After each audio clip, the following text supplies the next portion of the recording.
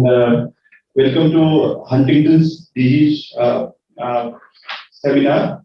The title is From Bedside to Bench and Work. So this is a team initiatives organized by TIGS, NIMHANS and JNC and Huntington's Disease Society of India. And I would like to welcome all of you from online mode as well as this offline mode. Now I think we have to gradually smoothen this out to more offline mode. And I would like to invite Dr. Rakesh Mishra to give his opening remark for the session.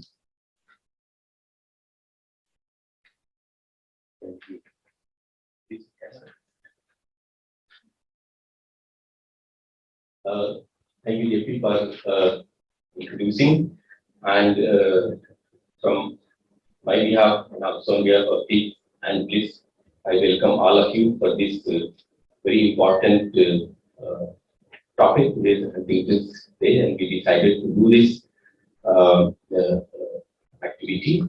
And some of you are here and many are online, so I hope all will get up to date, and we are looking forward to experts talking about this disease. I'm the least expert, but I am interested as an institution. In TIGS, we have three major programs. One among them is rare genetic diseases, which we started in a few months back. We have another infectious disease program and rare genetic disease, we are interested because I think there are now the technology has improved.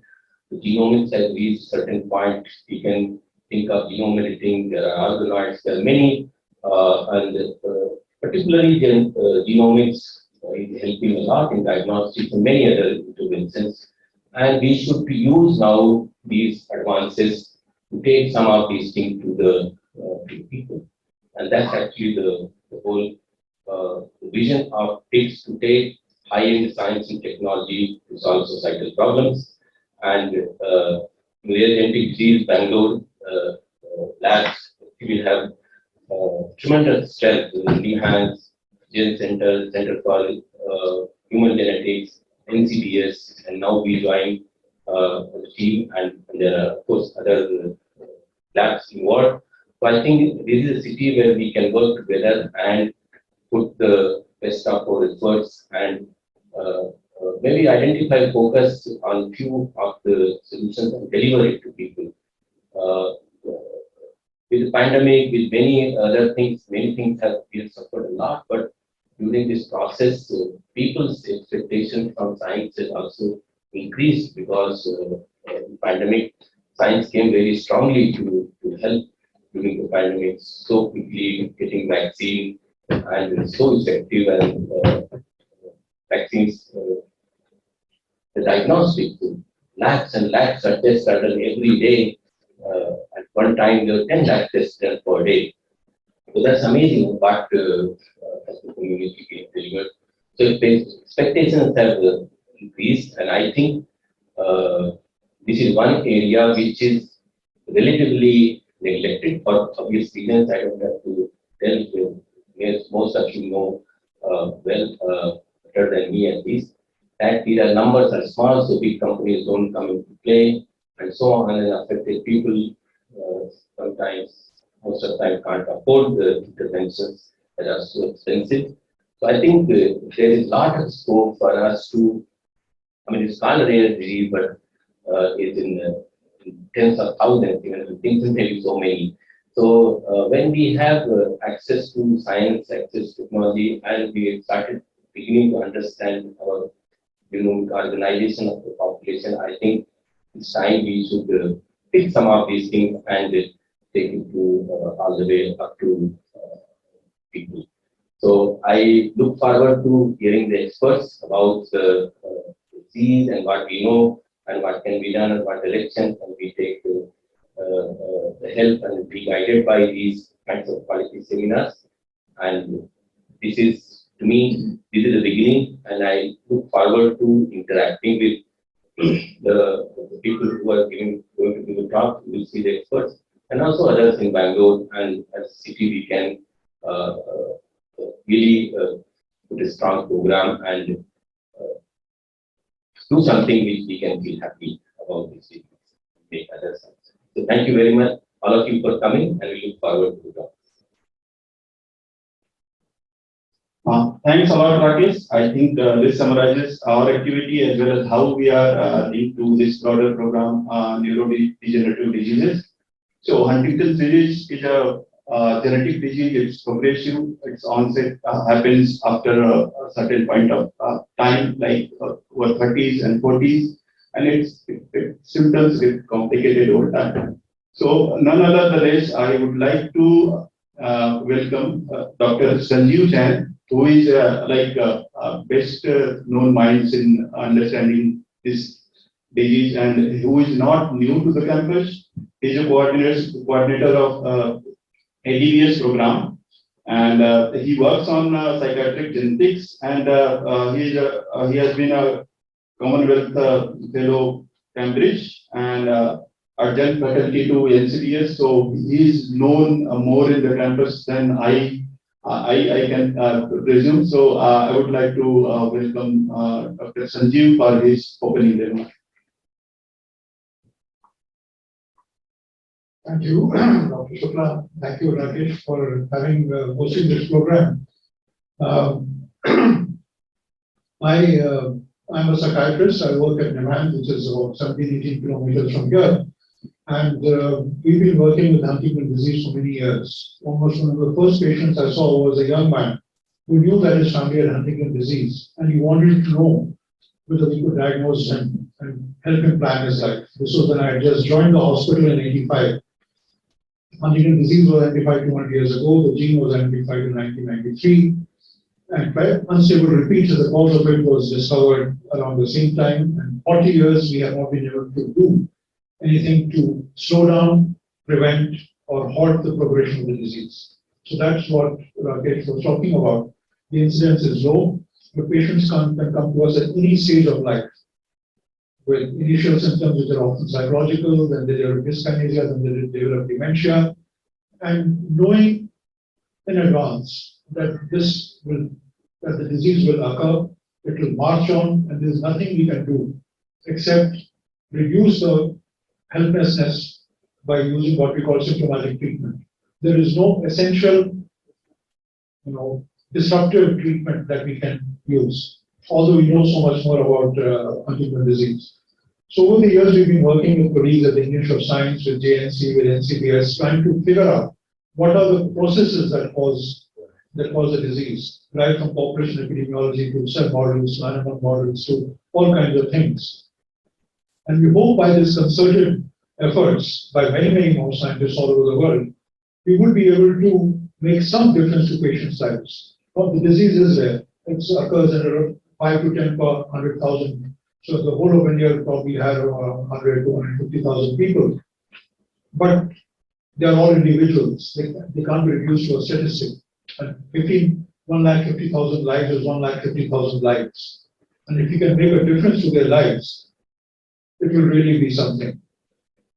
Beyond the much broader understanding of why do unstable repeats cause the kind of problem they do? Why is our genome organized in such a way that diseases tend to occur? Why should there be so much instability in the genome? Why should spontaneous variations or mutations continue to occur in the population, inside our bodies, inside our brains? What is the hidden biology behind all this turbulence that we see in the genome? Those are the wider scientific questions. So we have the clinical question, we have the scientific question, and we are lucky to have a number of colleagues in Bangalore who work on different aspects of this. So I'm particularly pleased to have colleagues from JNC, Dr. Shiva, who has been helping us with many other aspects to understand Huntington's disease, and Ravi Manjitham, who I have not met as yet, but I presume will be joining online. So thank you all for being here, and I hope you find the deliberations stimulating, interesting, and hope all of you get involved, or many of you get involved. Thank you. Thanks a lot, Professor Sanjeev Jain. I think it was a point summary for all of the activity. related to neuronal degenerative disorders going on in this campus. And next, I would like to welcome Dr. Meera Purushottam. She is a senior geneticist at Molecular Genetics Laboratory at NIMHANS. She is a joint secretary for Huntington's Disease Society India, and her work really has unlocked lots of other fields related to genetics as well as epigenetics. She is particularly interested in understanding what other like epigenetic modifications such as DNA methylation can bring complications because so Huntington is only one gene, and Huntington's disease is maybe polyQ extension related to that gene only. So what other modifications like DNA methylation and other epigenetic modifications can complicate or ease this disease, or maybe genetic like copy number variation can bring about certain changes in disease manifestation. So I would like to welcome Dr. Meera Purushottam to understand more about these phenomena and how these patients respond to various drugs.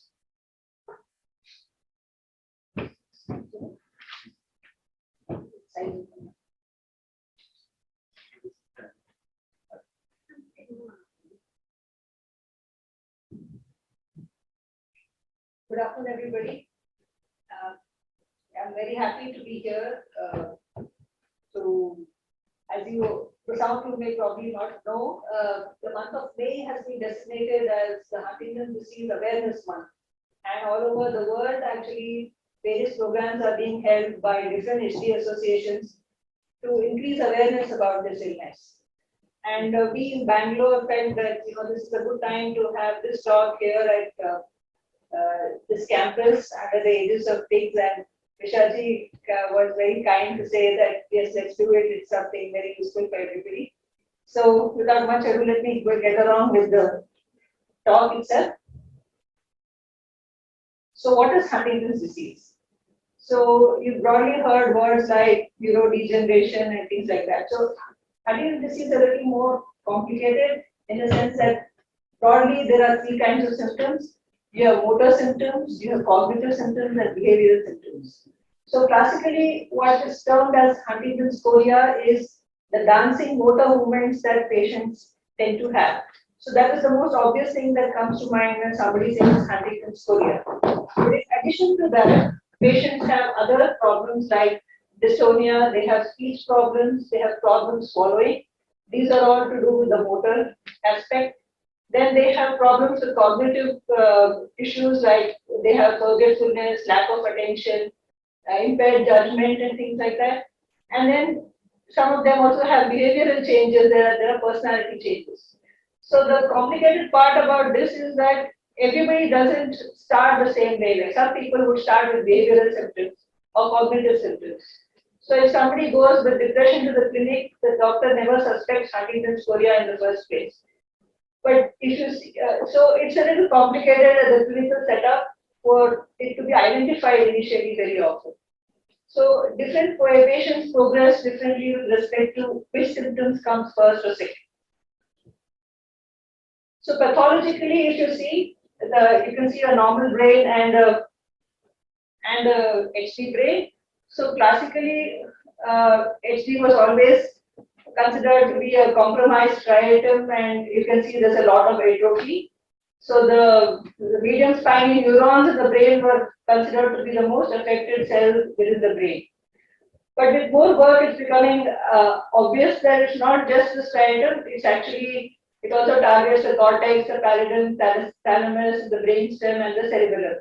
So many parts of the brain are affected, and that can be reflected in the symptoms that you see in the patients. So what causes Huntington's disease at the molecular level? So like Dr. Jain mentioned, though this disease was described many years ago, it was only in 1983 that it was actually the first disorder which was ascribed that this is a molecular thing, and it was linked to a chromosome. So it took another 10 years to determine actually where the gene is and what the gene is. So it is now known, of course, that it is on chromosome 4. Sorry. Sorry. So the Huntington gene is a 180 kb long gene. It has 67 exons, so it's a very long gene, and it's located on 4p16.3. So the protein is a big protein of 3,348 kilodaltons, and there's a very long transcript. So as you can see, there are 67 exons, and within the first exon, there is a triplet repeat. So the CAG triplet is repeated a number of times. So in normal individuals, you see that it is less than 26 repeats. And you can have something like a higher normal repeat, which could be 27 to 35. And if you have more than 40, then you can be sure that the person is going to develop Huntington's disease. So while these numbers are there, over time and practice and several paper reports also, there are sometimes patients who show HD symptoms even in the reduced penetrance. So these divisions are not really cast in stone in that sense.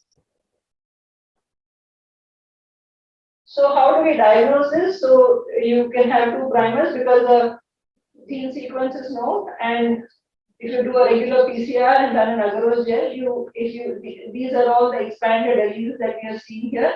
This is a molecular weight marker. And because these are fluorescently labeled, if you run it on a sequencer, this is what it looks like. And this helps us to make a very accurate sizing. So we know that if you have a 201 base pair PCR product, that corresponds to 44 CAG repeats, which is a pathogenic repeat. And these consecutive peaks that you see here, they all are separated by 3 base pairs. That is, you have a stutter. So because of the inherent nature of the triplet repeat, you don't get a single band, you always get a stutter. So now there was a process by which you could do DNA testing to establish whether a person has HD or not. So we felt it was important to know how society would react to this. So one of the early papers that was done in NIMHANS was to check for what is the reaction, what is the perspective of society for predictive testing in Huntington's, and is it going to open a Pandora's box? So if you know you have a disorder and the disorder has a cure, and that's very good because then you can go for a cure and start your treatment.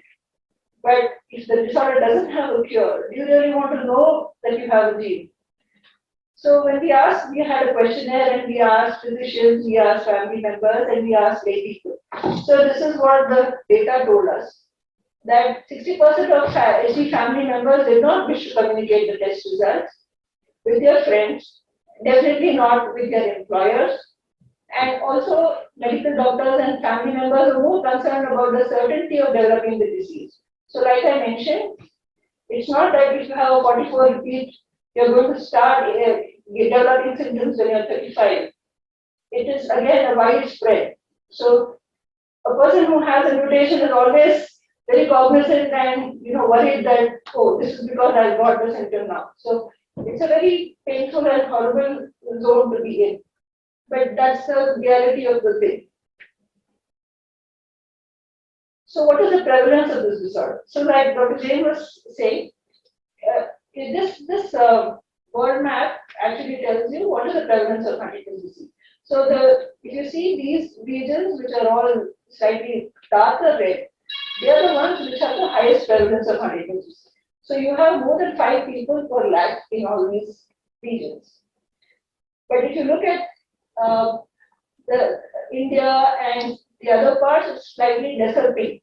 So this prevalence of HD in India was computed based on HD patients in the UK, not on real Indian data. But there was a natural question: why is there such a worldwide variation of HD prevalence? Why is it that some countries in the world seem to have a higher prevalence while in other countries it's not almost there? So it boiled down to 2 things. One was the CAG tract size and the other was the haplotype.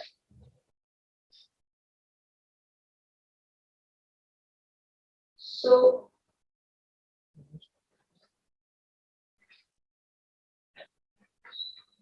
yeah, so this is the haplotype structure of the Huntington's gene.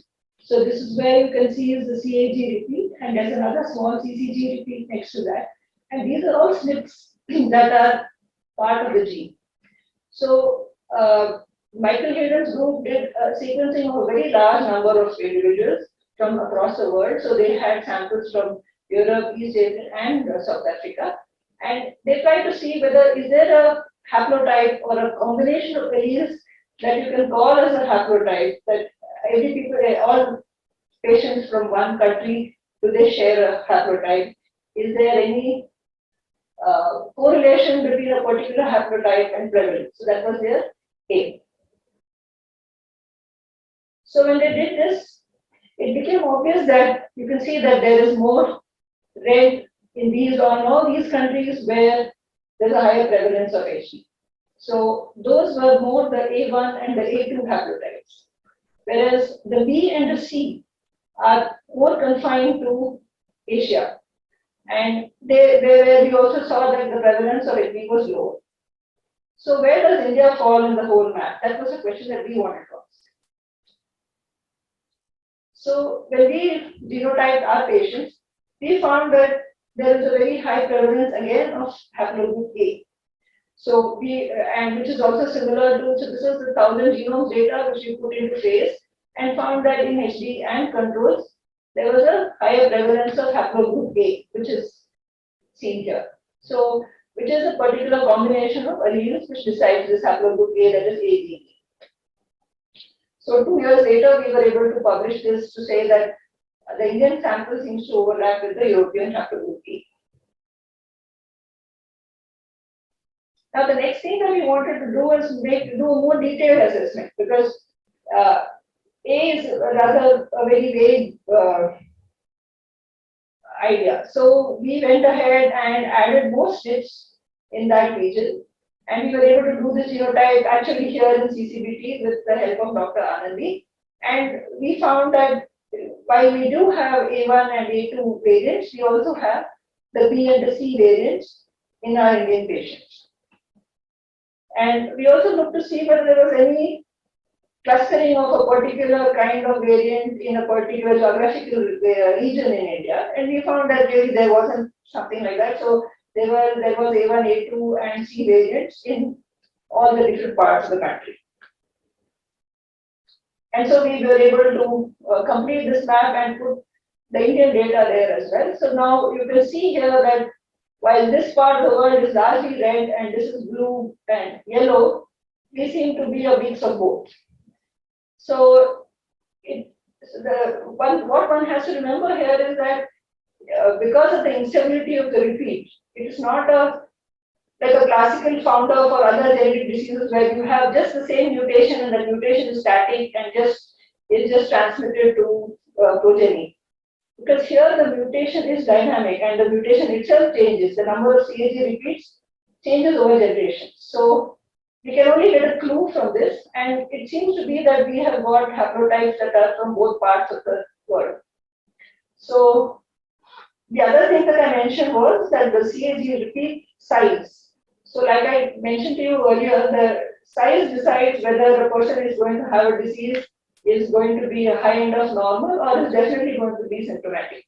So we wanted to check what was the normal allele range size in our population, and we found that it was 18 in the HD group and 16 in the non-HD group, in the non-pathogenic allele. So again, that was kind of intermediate between what was seen in the rest of the world. So having done that, what I now present is a little bit of the descriptive data of HD patients. This work was done by one of our PhD students, Dr. Nikhil Ratna. So broadly, we see that there is an equal representation of males and females. Juvenile HD is when symptoms appear before 20 years of age, and that happens when the early CAG repeat is very high. So we had a small percentage of about 6% of 14 children who came to us who had juvenile HD. And if you look at the state-wise description, you can see that it's largely Karnataka, followed closely by West Bengal, Andhra Pradesh, the other southern states, and then there were some from the Indian subcontinent here, some patients from Bangladesh, Iran, etc. So if you look at the age of onset of these patients, you can see that it goes all the way from 6 to 75 or so.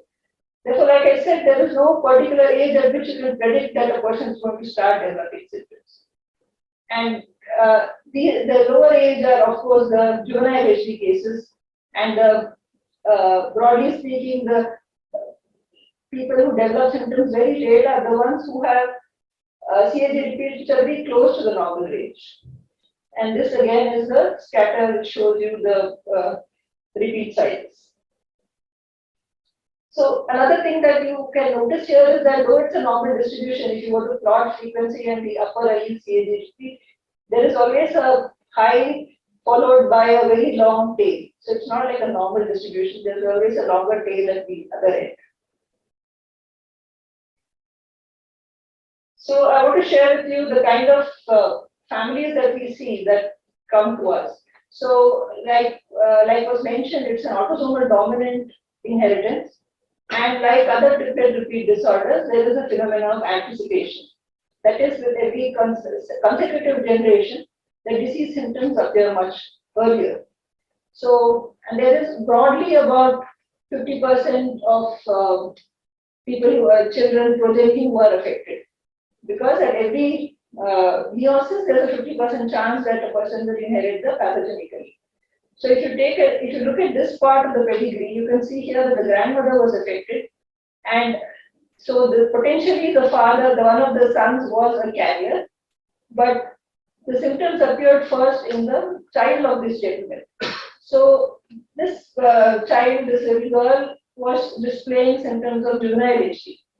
And this family was familiar with Huntington disease symptoms, but juvenile HD has a very different presentation. So they did not actually realize that this is also Huntington's chorea, because the father himself actually had not still started showing symptoms. So these are some of the harsh realities of this disorder. So these are some of the descriptions that are put here. So broadly, if you look at the age spread, we have seen patients from 7 to 71 years of age, and the lower allele ranged from 12 to 32. So the upper allele was from 39 to 130. And this again, this high number is contributed by the juvenile HD patients. We also had 3 patients who had an intermediate allele number, and the age of onset again has this broad range. So if you look at this graph over here, you have CAG repeats plotted against the frequency, and this is the higher repeats, which is the pathogenic alleles. And here you can see that even the patients do have a normal allele along with them, so that is what this blue part of this graph is showing, and which overlaps with the control alleles as well. So what is the inheritance pattern? So we went back and looked to see how in these patients, how many of them have inherited the pathogenic allele from the father and how many have inherited from the mother, and is there any difference in the way the disease progressed or the CAG repeats? So if you look at the data here, you can see that 93 of the patients actually had inherited the allele from the father. And if you go down and look at the upper allele, you see that there is a higher range of alleles in the paternal inheritance than the maternal inheritance. So typically, we have found that in most cases where there is a juvenile HD, the inheritance has been from the father. This is because of the process of gametogenesis and where the sperm goes through so many more divisions, and so there is more scope for errors and expansion along the way. Some of the other remarkable findings are that we found that we had some reduced penitence alleles, so there were 11 of them, and then there was juvenile in 14. We did see a contraction, that is from the mother to the child, there was a contraction in the HD repeat, so that also does happen, though rarely. And we had 6 pre-manifest individuals. So like I was telling you, there are individuals who come to us from HD families saying that they would like to get tested, but this is done after a lot of counseling. I think Dr. Jain was mentioning that probably about 30 individuals have come seeking to be counseled, but finally only 6 of them went ahead with the actual test after they had been counseled and they had gone through the thought process properly in their minds. So this is something that is very individualistic and has to be taken on a case by case basis.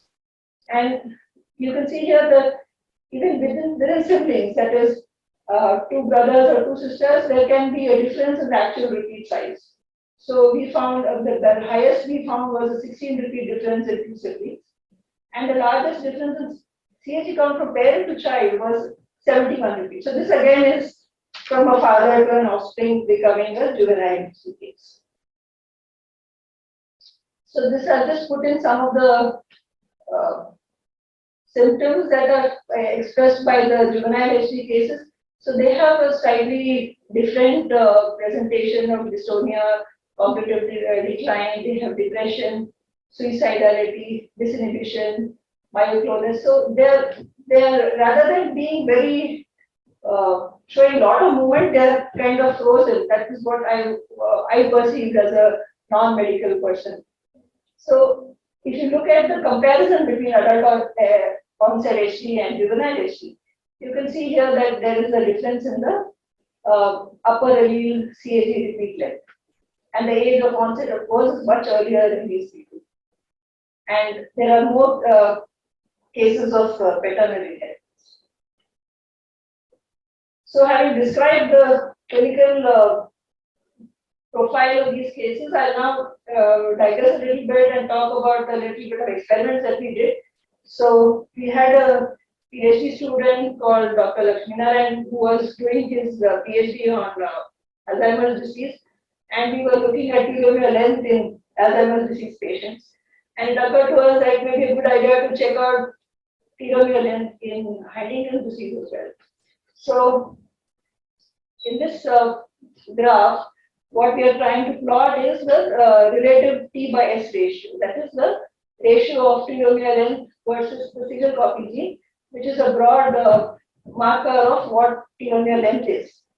So, and we had age-matched controls for each category because telomere length is known to decline with age. So we had HD and controls, and then we had dementia and matched controls, and we also had ataxia telangiectasia and children who were normal controls.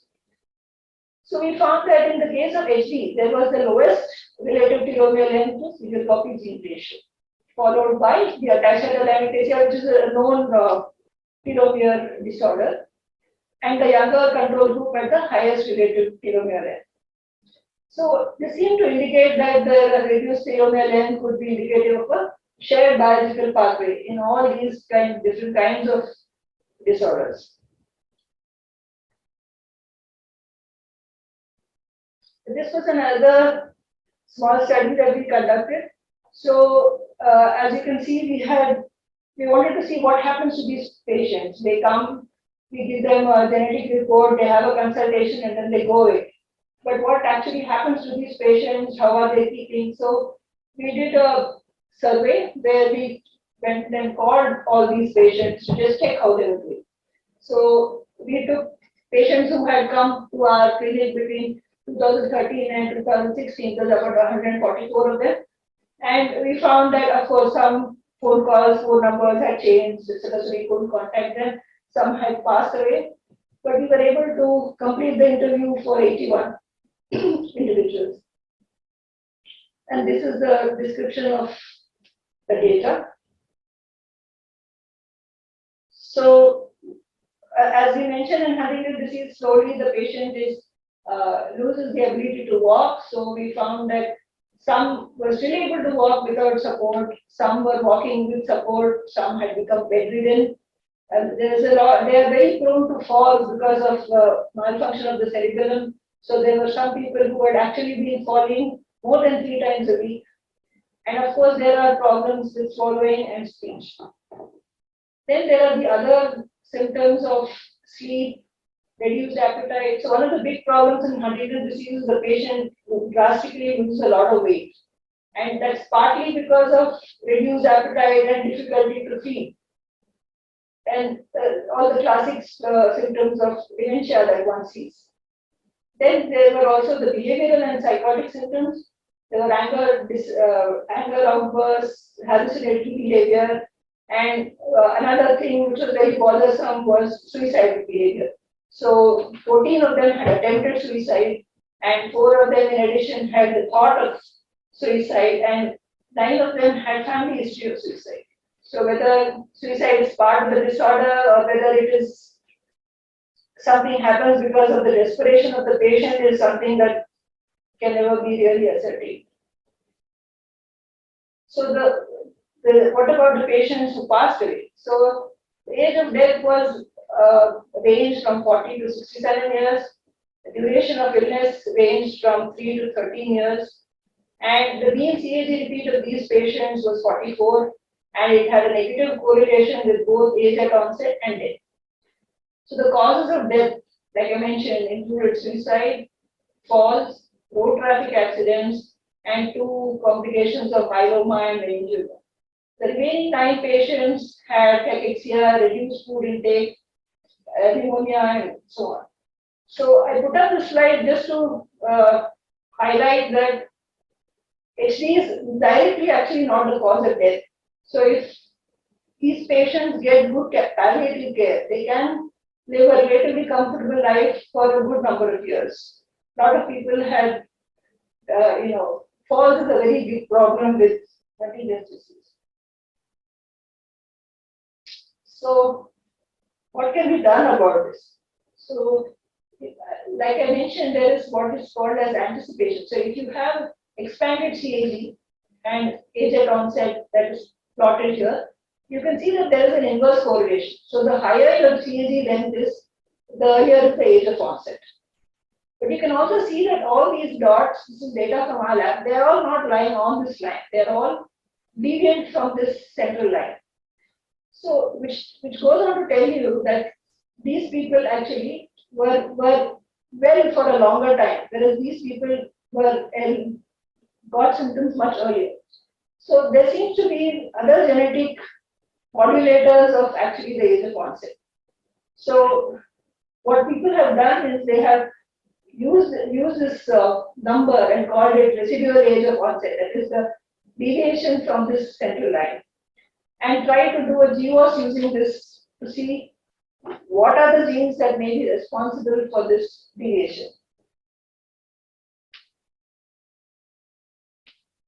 So this slide on the left side actually shows you the results of such a GWAS study. And you can see that there are many hits. Most of the hits were from DNA maintenance pathways.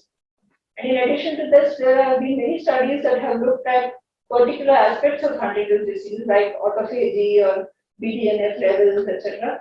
So these are all known enzymes whose biology is somewhat understood. And so it becomes meaningful to use them as drug targets. So currently, there are a lot of initiatives going on to make antisense RNAs have retroviral vectors which can express antisense RNAs to bring down the levels of the HTT transcript. That is a very complicated and intense experiment. Trials are going on back and forth. While that happens, probably simpler drugs which target these kind of enzymes can at least help to prolong and put the symptom onset away for some time. This is just a cartoon to show the very many pathways that are affected in Huntington's disease. So once the mutant HTT is synthesized, there is caspase which cleaves it, and you have a small truncated protein, and that truncated protein is supposed to be the one that causes a large amount of dysregulation in the cell and clogs up different pathways. So there's a lot of study going on different aspects of cell biology, which I'm sure the other researchers will speak after me will hopefully tell us a little more about some of these things. So over the years, we've been able to publish a few papers studying the different aspects, some behavioral aspects, some amount of biology.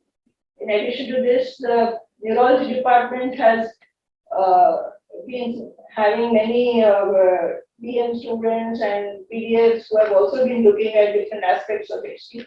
So it's now becoming clear that non-motor symptoms also play a significant role in the life of patients and their caregivers.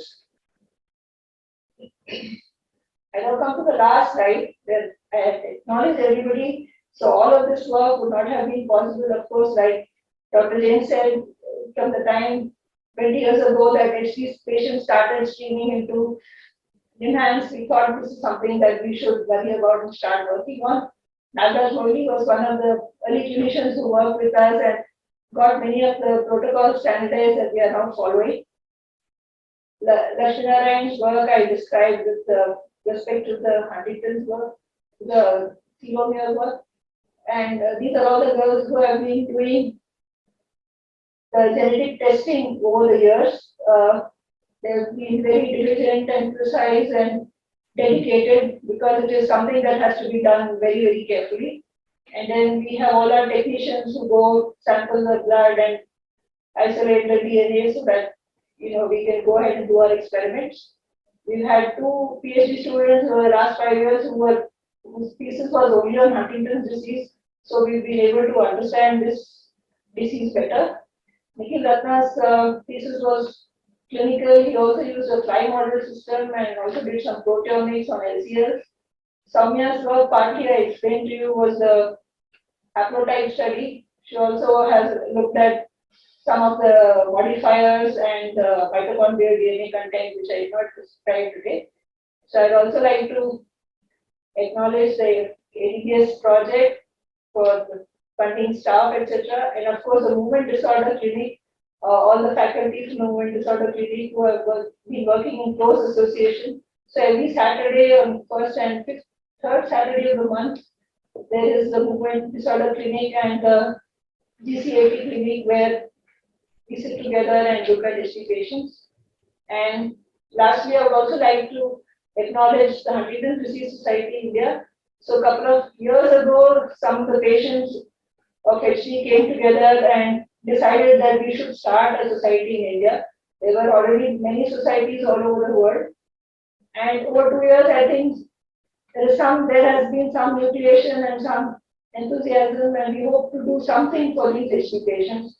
The HD WhatsApp group now has some 167 patients, out of which a good number of them are from HD families. So there was a publication from Mumbai where they say that over 3 years they had got 250 cases.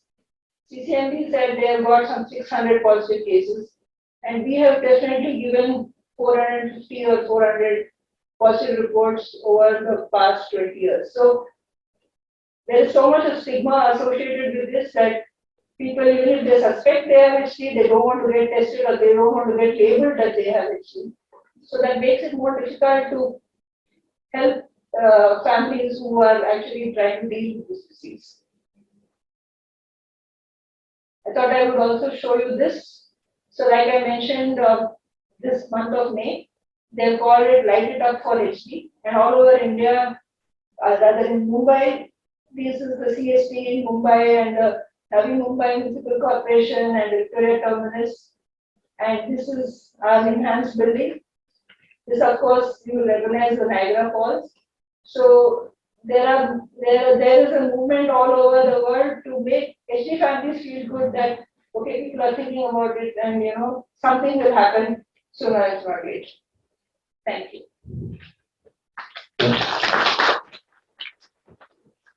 Thank you, Dr. Meera. I think it was an excellent talk summarizing all the real-time efforts going on in Huntington's disease. And we need to take more efforts like this about other neuronal diseases.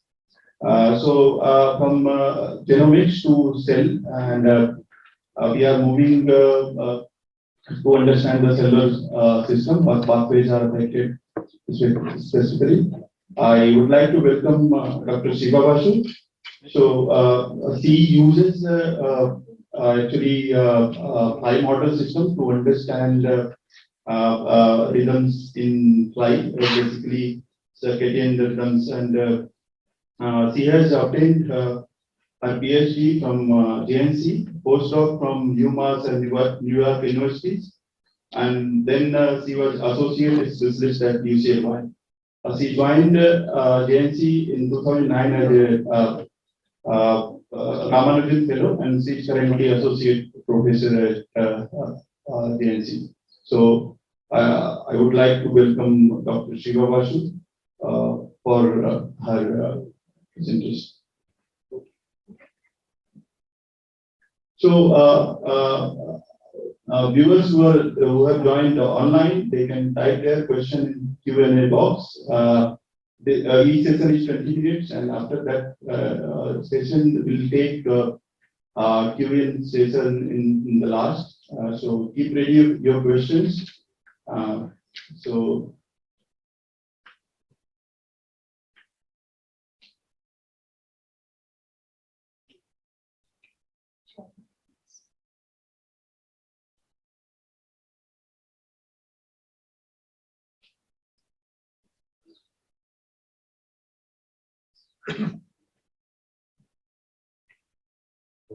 yeah.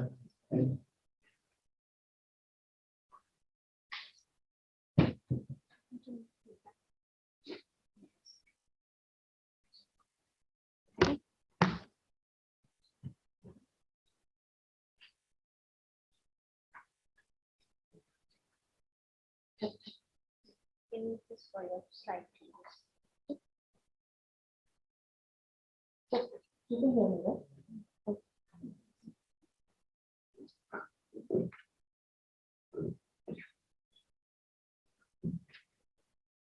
Thank you very much to the organizers, Dr. Purushottam, Dr. Jain, and also Dr. Mishra, and everyone at TIGS for this invitation.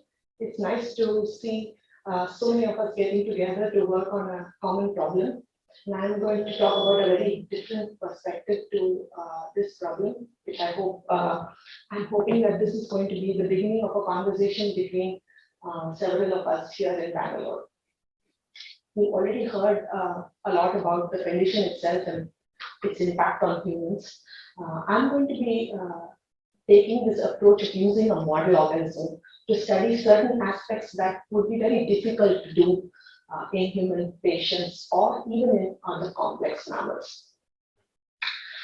It's not the first time that people have been using the fly as a model. Several people have used the Drosophila as a model to study several neurodegenerative conditions.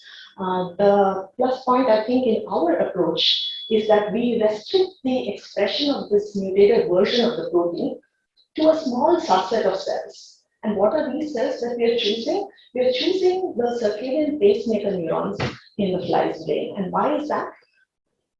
It is like Dr. Purushottam mentioned, it's very obvious for many neurodegenerative conditions that sleep patterns and several other daily rhythms are affected. Here we are saying that we have this model where we can restrict the expression of this mutated protein to a small group of cells whose function is very well characterized. What do I mean by very well characterized function? We know that this group of cells has a very precise role in determining rhythmicity. Rhythmicity means what? This day and night pattern in the expression of certain behaviors, especially in fruit flies, this behavior of locomotion, their locomotor activity of the fly shows a very clean rhythm, and we know exactly which cells are responsible for it. So the way we look at it is here, instead of targeting the entire nervous system with this protein, which we know is present in all of, it's actually in every cell almost, in humans or in other organisms. This protein is very strongly expressed or widely expressed in the organism.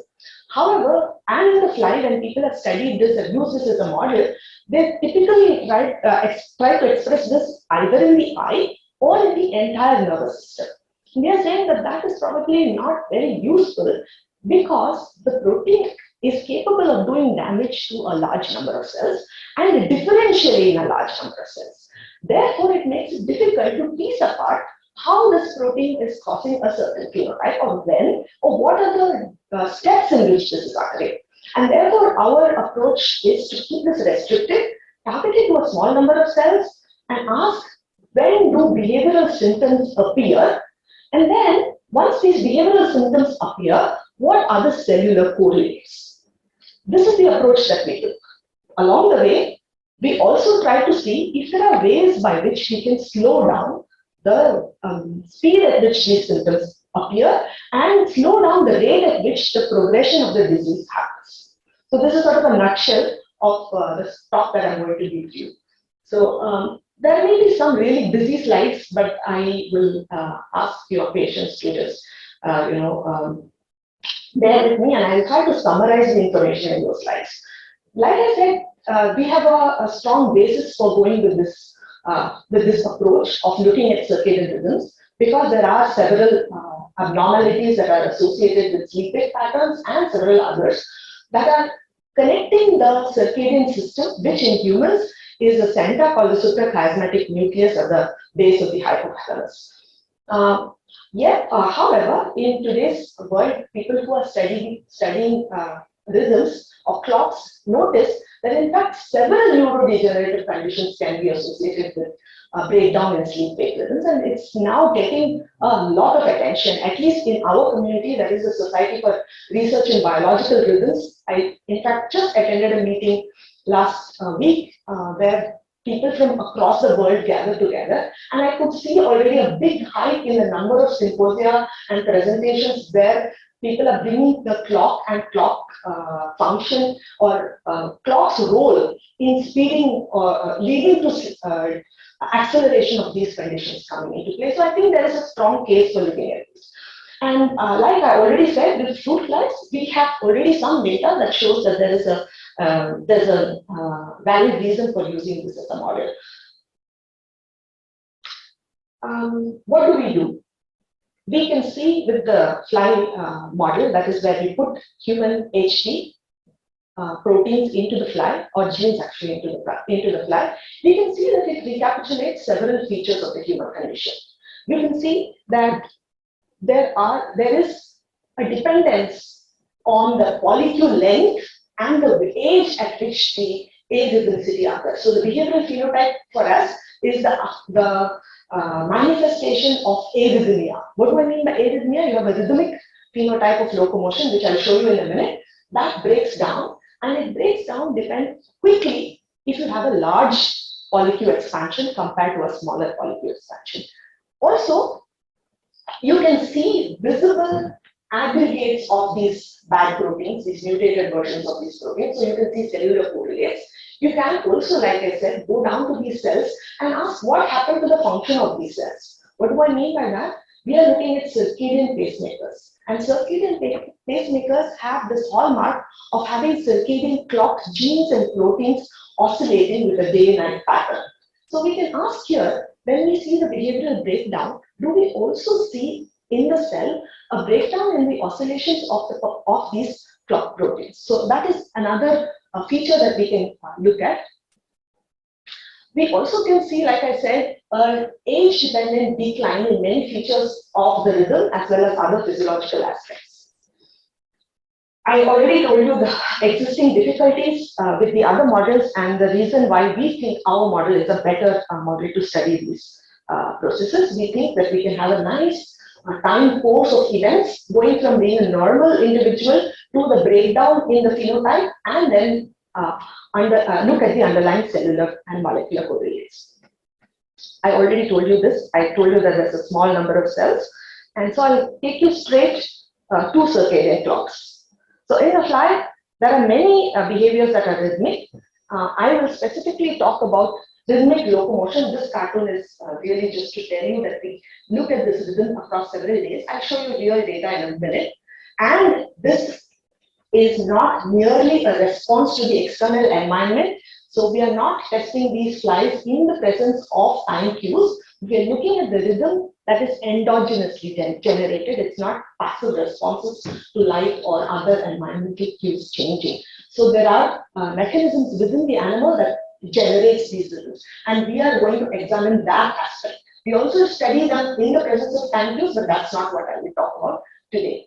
So as I said, there is a distinct group of neurons in the fly brain that are important for the generation of this rhythmicity. And for the purposes of today's talk, I will talk about the studies where we targeted this group of cells. There are a set of about 16 cells in the fly's brain. Out of this, the smaller group of small ventrolateral neurons are critical for the maintenance of the rhythm in continuous darkness, that is in the absence of external time information. So what do? We express this pathogenic version and the non-pathogenic version of the human Huntington protein, which you will see as the non-pathogenic version is when you do not have glutamine expansions, and the pathogenic version is where we have larger than 35 glutamine expansions. And because we are targeting it to these groups of cells, you will see in my slides something that says PDF driving Q0, PDF driving Q128. It's merely a way to denote that which cell type is being targeted. So what do? How do we measure these rhythms? We place these fruit flies in what we call Drosophila activity monitors. So they're in these little glass tubes with food on one end and a cotton plug on the other. And these flies can live in these glass tubes for several days as long as the food is present. And the flies tend to move around in this tube when they are active and not asleep. And whenever the fly moves around, there is a pair of infrared beams generated and sensors. So there's an emitter sensor pair, two pairs actually. And when the fly moves across, this activity is counted. And so the computer can keep track of the activity rest rhythm of the fly. And that's usually plotted like this. This is a pattern of activity. This is the life of a fly for about 25 days. And whenever you see these black little blips here, it means that the fly was active. And so this is 0 to 24 hours. And even though this is showing you that there's a band of light in the middle, this is just to tell you what kind of environment they were in previously. This whole experiment is being conducted in continuous darkness. And I hope you will see that across days, the flies begin their activity and end their activity with a certain pattern or a certain predictability or a certain rhythmicity. This is what we call the free running rhythm. This is a manifestation of the internal clock of the fly that regulates its locomotor activity rest patterns. So this is the neuronal type that we are targeting that I told you about earlier. Those neurons are important for the existence of this rhythm. What would happen if in these neurons I express, so this is just a way that we plot it, we double plot it for you to be able to see this rhythm pattern emerge. Okay? So this is how our control flies look. Whereas if you express this version of the human gene, which contains protein that has 128 glutamine repeats, then I hope it's immediately obvious that these animals are not rhythmic. So clearly the presence of this version of the gene in these cells make those cells dysfunctional. Okay? So this is our starting phenotype, and these bars are just a quantification of the fraction of flies that are rhythmic. We've done many other quantifications. The genotype of interest for us is the ones that is expressing Q128 in red, and all the others are controls. So you will see already that the fraction of flies that are rhythmic are close to about 20%, and that just goes lower with time. We can this one is a very drastic version of this protein. Instead, we can have a calculated or a type-rated version where you have only 20 repeats, 50 repeats, or 93 repeats. And what is very nice is, I hope you can see that with only 20 repeats, you don't see any breakdown in the rhythm. The animals are nicely rhythmic. However, with 50 repeats, you see that they are rhythmic for some time, but in a little while or a few days, the rhythmicity breaks down. Whereas if you express 93 and you saw previously 128 repeats, then the rhythm breaks down right away. So we also can see gradation in the toxicity of that protein, and that's quantified here. So we have also intermediate versions of this protein. What does it do to these cells? You can just take the message from me, hopefully. I know the images are not very clear. there are at least two things that happen immediately. We can see that we no longer see some important key circadian neuropeptides or circadian proteins in these cells. So it seems that when you see a breakdown of the rhythm, there is also a loss in the circadian clock in these neurons. So I hope they've also done several other quantifications which I have not described to you because I want to get to something else. But I hope you will take away from here that from this model, we can recapitulate behavioral phenotypes, we can recapitulate certain aspects of the cellular phenotype. In that, there are certain subgroups of cells I did not show you or I did not point out to you, that the selective vulnerability of certain neuronal types to HTT that is seen in human patients and also other animal models can also be seen in the fly model, where we only targeted 16 cells. And despite that, you can see there are two types of cells that are emerging, half of which seem to be more susceptible than the other. Also, we can see inclusions, we can see circadian disturbances and progression in phenotypes. So we would like to be able to find interventions, okay? So coming from a lab that does circadian rhythms and rhythmic interventions, we first try to simply give them various kinds of environmental regimes during their development to see if simply giving these clock neurons, like I said, the target are only these circadian pacemaker neurons. Can we simply improve the health of these neurons by giving them strong rhythmic cues during development? And why did we think that might even be useful? Because after all, you're expressing a really strong and toxic pathogenic protein in these cells. We've seen that there are reports of human patients. This is a group in the UK. Jennifer Morton, she's a clinician and also an academic in the sense that she also has a research group. She's done these experiments with patients and also with these soy sheep, I think, where they show that they try and enforce strong rhythmic cues to patients and caregivers to see if that can sort of reduce the phenotype in terms of clinical dysfunction. And they claim that there are actually benefits to imposing very strong cues to them, strong timings of sleep onset, offset, etc. And unfortunately, in our fly model, we didn't see that to help. I mean, it's not as if continuous darkness to light dark cycles, we could see much improvement in the phenotype. We also gave them, instead of bland light dark cycles in the lab, gave them somewhat more naturalistic light dark cycles. It didn't help much. One thing that we noticed though was that, even though it's not obvious from this phenotype here, is that if we gave them continuous light or constant light, which is known to be bad for the clock, we find that we can aggravate, we actually end up aggravating these symptoms. I will not go into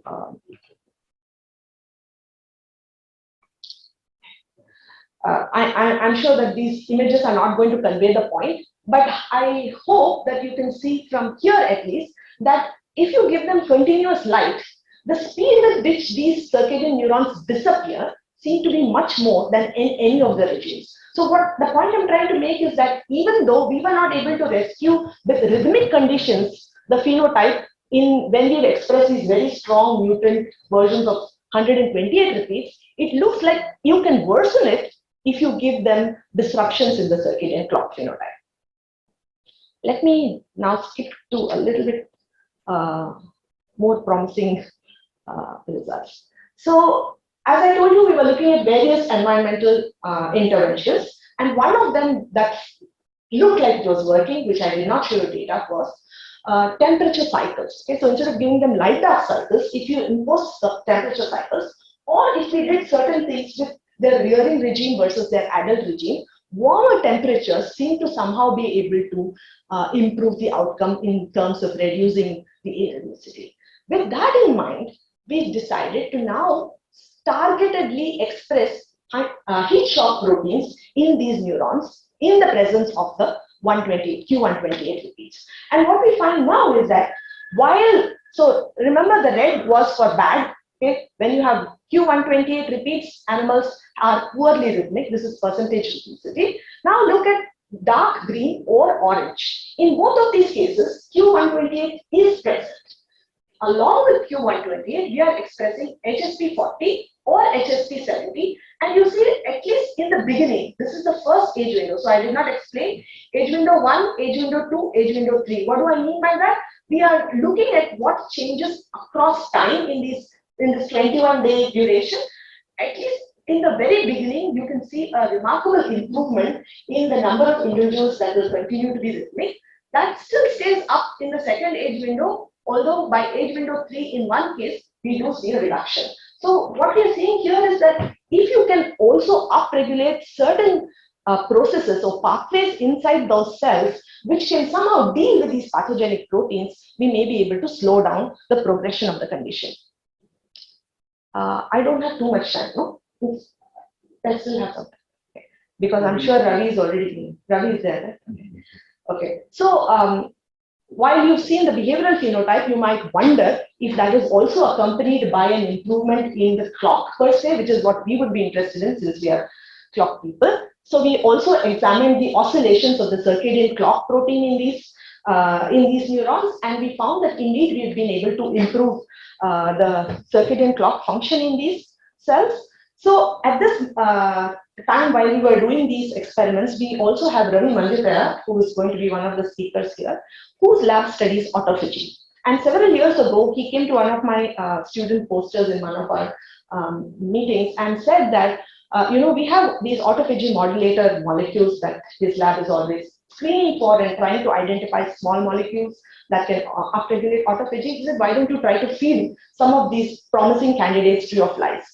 Unfortunately, our flies didn't like it very much. They died on us, so we had to give up on that approach. So instead, what we said is, why don't we use a genetic approach and upregulate autophagy genes like we did with the HSP genes? So this is work that a couple of students in the lab have started off many years ago, but right now Ankit Sharma is working on this. So what he did was, in the presence of the mutant version of Huntington, Q128, we also expressed ATG1 or ATG5 or ATG8A. These three are critical players in the autophagy process, and we are upregulating Drosophila autophagy genes here. And what we find is that by expressing ATG8A, we are able to rescue the phenotype of rhythmicity even though we have Q128 present. We've done various measures of quantifying this phenotype. We also want to find out at the cellular level what kind of changes have we been able to bring about. So as you can see that when you have the Q128 gene, then you have a reduction in cell number, which can be mitigated by expressing ATG8A. We also have an increase in aggregate presence. Unfortunately, with the presence of ATG8A, we don't see much of a reduction in aggregate number, which would have been very clean for us to explain, because autophagy is supposed to be a process that cleans aggregates away. That doesn't seem to really happen with these in these cells. There's also the small and large difference, which I won't go over. But then that lingering question remains, whether ATG8A is doing this via the process of autophagy, or is this some other moonlighting function that ATG8A has? So Ankit did several other studies. He looked at P62 levels and the lysosome status. And again, I would ask you to just go with my graphs to see that it looks like we can see evidence of autophagy itself acting when we have upregulated the ATG8A gene. And one of the other things, again, as fly geneticists we can do is, here we have expressed the pathogenic version of Q128, we've upregulated ATG8A. Now, to ask whether this is really an autophagy-driven process, we can downregulate one of the earlier steps in the autophagy pathway, which is a gene called ATG1, which we know is important for the autophagy process to get started and keep going. And what Ankit did was to now use an RNAi against ATG1, and now he finds that at least at later stages, when you have downregulated ATG1, then the ATG8A is no longer able to keep the rescue going. So with all of this, we are now convinced that the expression of the ATG8A gene is actually enhancing the autophagy process and thus helping to rescue the behavior as well as the cellular processes. With this, I will leave the summary on, and I hope that we will begin this conversation where we will be able to use our model systems to examine several unanswered questions: cellular vulnerability, the importance of other genetic components in the genome that may be affecting the penetrance that Dr. Meera was talking about, and possibly be able to embark on somewhat larger scale screens to identify unknown players in this process. Thank you. Thanks a lot, Dr. Meera, for summarizing wonderfully how a model system can bring about various aspects in molecular biology and genetics to do more in complex diseases like HD and several other neural degenerative disease. Let's move on to our next speaker, who is Dr. Ravi Manjetia, and he is currently associate professor at JNC, and he has joined JNC in 2009 and currently as an associate professor, and he has several rewards and awards, which includes Welcome Trust Intermediate Fellow, CDRI Award in 2020, and recently Ramchandran National Bioscience Award. So I would like to welcome Dr. Ravi. This talk will be virtual to all of us, so please stay. Thank you. Thank you. Thank you very much. Am I audible and are my slides visible? Yes. Yeah. Yes. Okay. So first of all, I would like to thank the organizers for giving this opportunity to share some of our work, which is some of it is published and some of it is unpublished. I also would like to apologize for my mistake for mixing up this talk and the interview dates that are going on our campus. So I'm putting two hats right now. So please excuse me for that. It would be nice to be there in person and talk to some of the TIGS colleagues who are there as well. Nevertheless, I'll get started. So my lab is interested in looking at autophagy. I'll describe in a minute what autophagy is and why this cellular process is important in aggregate-prone diseases such as Parkinson's and Huntington's disease. Okay, so autophagy is an intracellular process wherein double membrane structures get formed de novo, and this is one of the most fascinating aspects. Cells can form de novo double membrane structures that can selectively or non-selectively grab almost any component inside the cell.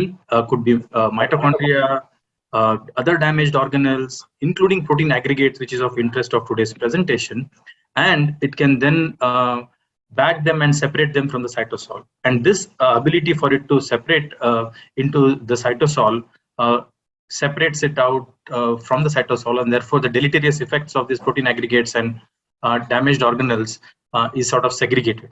Nevertheless, the autophagosomes, as these double membrane vesicles are called, do not have the ability to degrade and get rid of these constituents that it has bagged, and it acquires that ability by fusing with lysosomes and forming an organelle known as autolysosomes. And these autolysosomes now are hydrolases that have hydrolases in them, and that can degrade the constituents. And in this whole process, it's not only captures and eliminating cellular trash, but it's also a very important recycling process, as the degradative products act as basic building blocks which are used by the cells during starvation and stress. Amino acids, simple sugars, nucleotides are all generated by breakdown of organelles and other cellular components.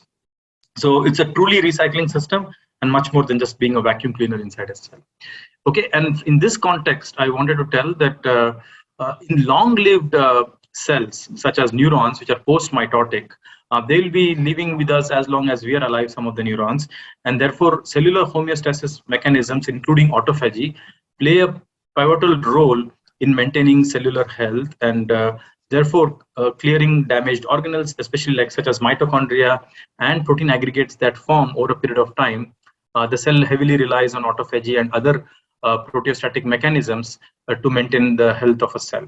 Okay, so in that context, people have shown very clearly that even if you don't have autophagy in the neurons, for example, here there is no genetic protein aggregates that are present inside a cell.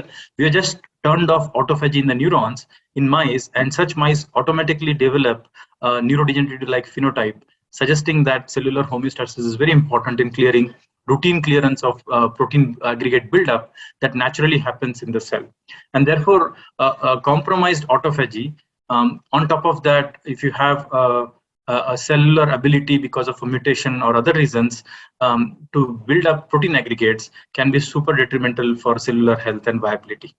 On the other hand, there are now multiple studies across all the all model organisms where increasing autophagy, flux, that is turnover of cellular organelles and protein and cytosolic constituents, is extremely beneficial in aging and can also increase lifespan. The cells are healthy; they can resist, all kinds of stress, as well as these mice, flies, worms, whichever organisms you look at, can live longer. And so there is this promise, both from aging perspective and cellular health maintenance in terms of aggregate clearance, at looking at autophagy as a very favorable mechanism. And perhaps the 2016 Nobel Prize to autophagy was also contributed by the promise of autophagy in elevating such disorders. Okay, so what exactly happens in the context of aggregates? And people believe that protein aggregates are not uniform or unique in constitution, but they also comprise other cellular components as well. So when you have alpha-synuclein, beta amyloid, or Huntington aggregate built up like these are then tagged by the cells in form of ubiquitination, like of this blue cloud around here, which then marks these aggregates for degradation. The proteasome machinery in particular cannot take larger aggregates, and therefore microautophagy is the primary pathway perhaps which can take up such aggregates and degrade them. This involves loading of adapter proteins that recognize the ubiquitin at one hand, but also recruit autophagy machinery such as LC3 on the other hand. And one such adapter is PIC62, which I believe Shiba already explained it, for which I am grateful. She also introduced autophagy for the Janta here. These aggregates then have ubiquitinated molecules such as shown here, and which then have the P62 receptor, which builds in LC3-2, which is lipidated at the phosphatidylethanolamine at its terminal C-terminal glycine, which then recruits membrane onto these aggregates, just bagging these aggregates, and then subsequent fusion with the lysosomes also results in its degradation. While this process of selective autophagy known as agriphagy is considered as a mechanism by which aggregates can be removed, what we also know that such mechanisms fail in cases of aggregate-prone disorders. There are several reasons for it. One of the reasons being that autophagy proteins themselves get sucked up in such aggregates, and as a result, they are not available for protein degradation. In the context of today's discussion, Huntington protein actually has been shown as an important protein to generate autophagosomes, the membranes that are required for bagging aggregates. And when that itself is aggregated and has polyQ repeats in it, then even autophagy formation or autophagosome biogenesis itself is hampered. And so it's a double whammy that aggregates build up. At the same time, they compromise autophagy function also in the cells. But there are numerous studies like the ones that Shiva showed, where genetic or chemical upregulation or pharmacological upregulation of autophagy can result in clearance of these aggregates, saving the neurons from dying. So this process, as I told you, is highly conserved from like yeast to all the way to humans. And we use this conserved pathway to ask very simple questions, initially started by Susan in MIT, and where she showed that using yeast cells can be a good model to study protein aggregation. And we used that, but she never studied autophagy. So we use yeast cells initially to express aggregate-prone proteins such as Huntington aggregates or alpha-synuclein shown here in green. And these cells, very much like our neuronal cells, are destined to die. And we do a chemical screening process, a high throughput screening process, where we have screened more than 200,000 compounds for their ability to regulate autophagy, either increase autophagy or decrease autophagy. And we ask, are there any molecules that we can identify that in an autophagy dependent manner can clear the protein aggregates via lysosomal degradation, allowing the cells to survive. And once we identify such molecules, we then ask, will those molecules that work in yeast in an aggregate model also work in cell lines anywhere from HeLa, HEK293, or neuronal cell lines like SHSY5Y cells. Okay, and once we have established what is the mechanism by which they are doing it, what are the targets of some of the small molecules, how are those targets regulating autophagy, actually our purpose in the lab is to look at this small molecules as tool to reveal basic mechanisms of autophagy regulation. And by doing that, we have identified several interesting targets that can be modulated and that affect autophagy at various stages. In aggregate prone disorders, aggregates not only block autophagosome formation, but they can also prevent fusion of autophagosomes with lysosomes, thereby still preventing aggregate clearance. And by identifying such small molecules, we have identified potential bottlenecks in this process, which can be either genetically or pharmacologically regulated to eliminate protein aggregates. And once this basic understanding we have, then we go on to other models such as mouse and fly, which I will talk today, to show that whether these processes are effective in clearing aggregates. This is the scheme that we did. You can do a simple growth assay where normally yeast cells would grow as such, and the red color shows in presence of alpha-synuclein that they would not grow. Under the microscope, individual yeast cells will look like having clumps of protein aggregates in them. But once in a while, when you come across a molecule such as these, you could get clearance of the aggregates in the lysosome or the yeast vacuole and deliver the protein to its so-called location in the plasma membrane. And by doing such assays, you can identify molecules that unlike the other green dots here, each one representing a single small molecule that can rescue cellular growth in an autophagy dependent manner, which we do subsequently to identify. So I'm going to jump the gun now, and all the cell biology assays that we have done to characterize these molecules, identify what's the mechanism, and so on. But to take you to a preclinical mouse model of Parkinsonian, which is an MPTP model, to show that in the substantia pars compacta region, we have around 10,000 such TH positive cells, which upon MPTP treatment are almost 1/4 of them are lost. This we did with a very successful collaboration with Dr. Falguni Aladin NIMHANS, and where I'm not showing all the data here, but in these neurons, we could also characterize protein aggregates as shown by A11 antibody staining, and also looking at LC3 levels and P62 levels to understand autophagy flux in these neurons. What we could show is that several of the molecules that we identified were able to successfully prevent the loss of such nigral neurons in the cells, and by staining and zooming them together, we could see that they were healthy. But also collaborating further with James Chalaya here in the neuroscience unit in JNCASR, we did two behavioral paradigms. One is the latency to fall in a rotor rod, as well as an open field exploration to see the amount of distance that they cover within a specified period of time. And we could see that whenever these so-called autophagy inducing compounds were given and the cells were healthy, we could see that the behavior also was very interesting. So this and you combining this with the immunohistochemistry data suggested us that autophagy inducing properties were intact in these cells. They could cross the blood-brain barrier, induce autophagy in these neurons, clear the protein aggregates, and also show beneficial effects in terms of behavior also. What if we wait long enough for such neurons and damage to occur? Is there a way that this autophagy can still rescue?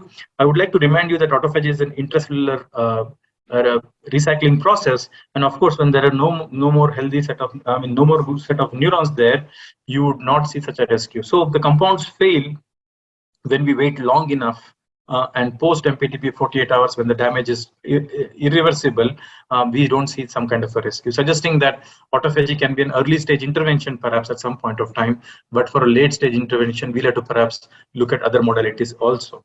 All right, so these gave us an idea that autophagy inducing abilities in small protein aggregates can also be done. But I think perhaps the largest challenge in protein aggregation is Huntingtons. And before I show you data on that, I would like to just quickly summarize what we think is happening in this field. So cells generate protein aggregates all the time. Sometimes they're exacerbated by the genetic condition that one has in. And cells respond to that by forming protein ubiquitination as shown by the red color and bagging them in autophagosomes. but autophagosomes can bag most of the aggregates as such, but they need to fuse with lysosomes for them to be effective. And to get to that stage, you need autophagosomes to go and fuse with lysosomes. And what we think is happening is a bottleneck where autolysosomes formation is limited for whatever reason. And we think that by having an autophagy inducer such as those identified in our lab, we can enhance the formation of autolysosomes by allowing more fusion of autophagosomes with lysosomes. And by doing this kind of a fusion, we then see that enhanced autophagosome lysosome fusion is more effective in clearing protein aggregates, and this enhanced aggregate clearance then results in cytoprotection and neuroprotection.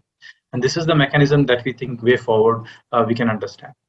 Our ultimate challenge, I think, which we have not been successful at all, is perhaps to take on this R6/2 mice.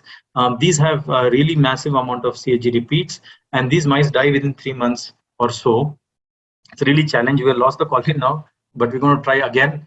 And the idea would be then to try some of our autophagy inducing abilities in these to see what happens.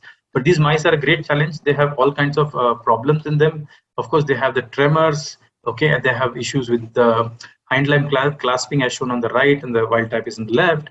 And more importantly, any kind of stress, especially a noise or something that you do, can cause epileptic seizures in them, and the mice can do. Okay, so by doing some of these experiments, we see that the amount of autophagy that we can see in the brain of these wild type mice versus the R6/2 mice is comparable, although you can very clearly see here, if you squint your eyes in the bottom right side, you can see lots of green dots, suggesting that Huntington aggregates is almost virtually present in every cell in these mice. And if you zoom into the campus region, you can see such green dots that are present here, indicative of the protein aggregation. The other colors and markers are autophagy markers. So in some sense, there is a protein aggregate buildup, but they're not getting effectively cleared. And that's something that we're studying in the future. And in the last few minutes that I have, I'm going to quickly talk to you about the ongoing work. It's a collaboration with Shiba Vasu. And the big change that has occurred in the field of autophagy is to understand that in polarized cells, such as neurons, autophagy function is very, very distinct as compared to what you see in, say, HeLa cells or yeast cells. And when I mean by that, what I mean is that autophagy biogenesis and formation of these autophagosomes it seems happens mostly at the business end, which is the synapse. And from there, autophagosomes, whatever cargo they capture at the synapse that has to be degraded, make their lengthy way back into the soma, where they fuse with lysosomes and then clear the debris. And interestingly, this place where synapse, where autophagosome biogenesis happens, is also the place where neurodegeneration makes its first claim. And degeneration of synapses is considered as the beginning or hallmark of neurodegeneration at some point of time. And the idea would be to therefore look exclusively at the synaptic autophagy, ask questions that what are local synaptic autophagy regulators that are exclusively present at the synapse of these regions. Can we identify them, and can we use them as tools to understand synaptic autophagy? And what better to look at neuromuscular junctions in the fly, as shown on the right here, which act as a very good surrogate model systems to understand synaptic autophagy in these cells. And my student Anushka is working on this for a while now, and our paper recently with Shiba Vasu has gotten accepted, where we have shown that cerebral ataxia, spinocerebral ataxia 3 gene can be used as a model system to induce synaptic dysfunction and also study autophagy rescue in these mice. And very much like Huntington's, this is also a polyQ repeat, and we can study that as well. What is shown here are neuromuscular junctions here in the red colored muscles that you see. And on the top, we can follow autophagosomes moving across these neurons that have been labeled. And so in these flies, we can quickly do these experiments. And the question is, these flies, if you express Q78, which is from SNCA, but basically they're Q78. And you can see that the mobility on them on agar plates, as visualized by a video, is very, very less. And when we, as like Shiva explained, when you overexpress autophagy genes such as ATG8A, you can see some amount of rescue in the mobility of these larvae. And basically, we use this as an assay to ask questions such as, now that we can show in principle that ATG8 or autophagy can rescue such protein aggregation issues at the synapse, can we use this to identify local regulators of autophagy flux? And for that, Anushka did an in silico approach where she took all the proteomic information that is available for human synapses, compared that with the homologous ones that are present in the flies, and then through a series of network analysis and so on and so forth, she's listed a few list of genes that she thinks can be very interesting to look at in terms of their ability to potentially regulate synaptic autophagy. Okay, and then by doing this kind of analysis, what we have done is to silence these genes at the synapse and ask whether they will have issues in mobility, very much like you would see when you have SNCA3 or any follicle repeat, that is slowing down or causing neurodegeneration. And shown here is a list of genes that we have identified. This is unpublished data as of now, where we have identified a bunch of genes that can now start affecting mobility in both ways. And that's very interesting that we need to see as to identify what could be these regulators, how are they controlling autophagy, and going forward, both from basic perspectives to understand what is the basic mechanism by which these unique regulators that are present at the synapse also control autophagy, and also from a pharmacological perspective, that when you want to induce autophagy, there is a lot of controversy as to how autophagy can be selectively induced in the brain, and the canonical inducers of autophagy such as starvation or glucose deprivation, it does not seem to, well, there are two schools of thought that think whether autophagy can be induced in the brain or not very effectively. And going ahead, therefore, we think that identifying such regulators that work in the neuronal cells in the synapse will be key to a controlled induction of autophagy that has therapeutic outcomes. Okay, and with that, I would like to stop and say that we have a team which looks at many different aspects of autophagy, and today I spoke to you a bit about agriphagy, that many people are working in the lab, and James and Falguni and Shiba are the collaborators that I spoke about who have contributed to this project. One of our molecules was, made it to the cover, where we show that autophagy-inducing molecules can clear protein aggregates in a beneficial manner. And I thank all the funding, especially JNCASR, which wonderful place to work with. And I look forward to interacting with you and trying to answer some of your questions and learn. So with this, I thank you for your attention. And once again, apologize for not being there in person, but we'll be happy to take any questions. Thank you.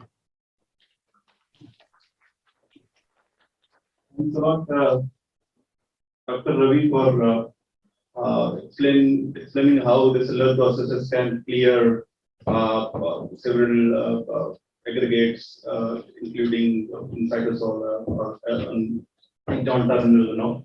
So now I request Dr. Sanjeev, Dr. Rakesh, and Dr. Veera, Dr. Basu to join as a finalist for our panel discussion, and you can ask, and I request audience to ask any questions related to these three talks if they like. Finalists are these people. I will ask questions. It's okay. You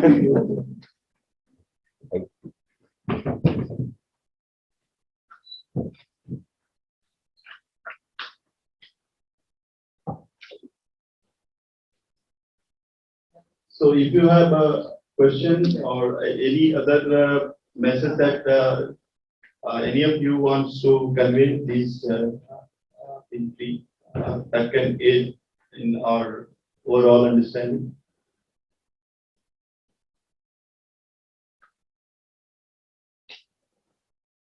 Yeah, I have a question, ma'am.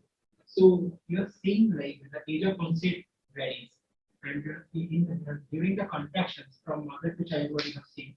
So is there like Keep the mic near your mouth. Yeah. Just don't move it too much. Okay. Yeah, sorry. So during the contraction when it was happening from mother to child, does the age of onset slow down?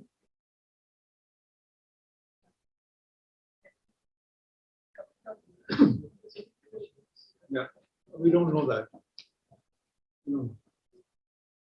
As she showed, at the same repeat, you can get a wide diversity of age at onset.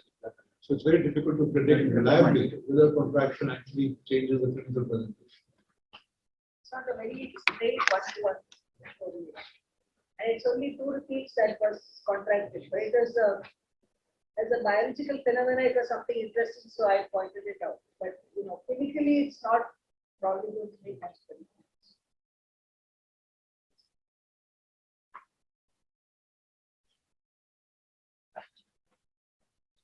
I have one question for Shiva. Hi, nice. So you said that the continuous exposure of light to flies made the condition worse. What do you think might be the reason for that? Is it because it is getting stressed or something else? Yeah, I think there's a lot of evidence for, there is a lot of evidence already that if you have disrupted sleep patterns, you can exacerbate many physiologies. That's not surprising because your overall physiology is going to be poorer if you're not in sync with your clock in some sense. So that is kind of very well So established. it's because that they're not trying to sleep. So what They're happens not in, able to sleep. in the case of flies, it is very, very well shown that continuous light means actually a breakdown of the molecular clock. So that in the fly model, we can't close his eyes in some sense. Because the light actually penetrates, reaches the pacemakers and affects the clock. So it's a very dramatic effect. Probably not the same in a mammalian model, because in the mammalian model, if you shut your eyes, there's very little penetration of the of light into your clock system at least. And then maybe light into other parts of the body, but to the clock there is it. So in that sense, it is a reduction. I'm just using it as a parallel because we do much more than just turning the light on, especially in today's world. Younger people of today's world are probably even more exposed to disruptions in the amount of light that they should be receiving. And we are expanding our waking length to a lot more than what we evolved to do today. And because of that, there's a lot of evidence now that people who are engaging in shift work and chronically being jet lagged, that there are greater speeds at which many dysfunctions progress. So I think that it's a parallel event. Light toxicity is the major reason for the precipitous decline in insect populations in urban areas, not insecticides. So light pollution is a very real effect.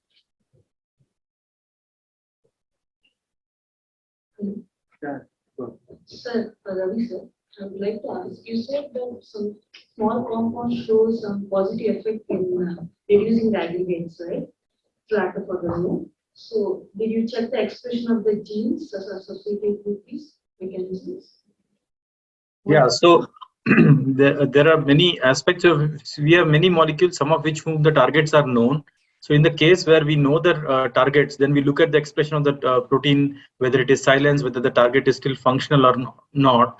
And also we have shown that in absence of the target, actually the compound fails. So in such cases, we are at least confident that the molecule works through some canonical mechanisms by which it brings about autophagy upregulation. But we also have very interesting set of orphan molecules which we are pursuing now to understand their mechanism. I think that will reveal more insights into how autophagy functions. So it to be studied.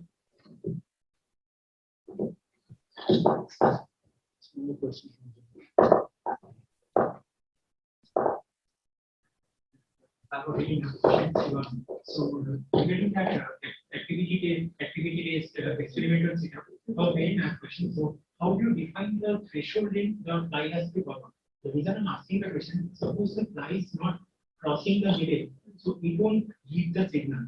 But although it's moving, so what the threshold it should to call it exactly? Yeah, so it's true that if they just move around in one end or the other, we will not pick it up. However, usually when they do these micro movements, that is a small fraction of their movements. And this movement across the beam is very clearly admirable. The micro movements also are available, but the level is much smaller. And so what people have done in the past when this device was first set up, they also use video monitoring.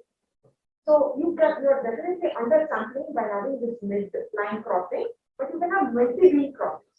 And the pattern, as far as day-night pattern is concerned, is quite similar.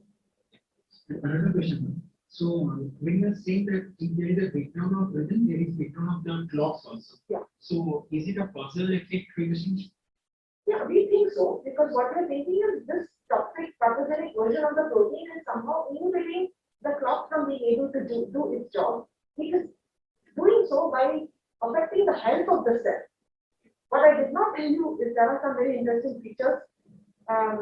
So you may remember Dr. Ravi saying that it is the axonal arbors, which are usually the most affected and earliest affected. But strangely enough, in our model, in this particular model, in this particular cell type, we find that it's the cell soma that is the first affected. In our case, in this particular case, the projections of the processes seem to be able to still oscillate and show certain features of disease, even though real is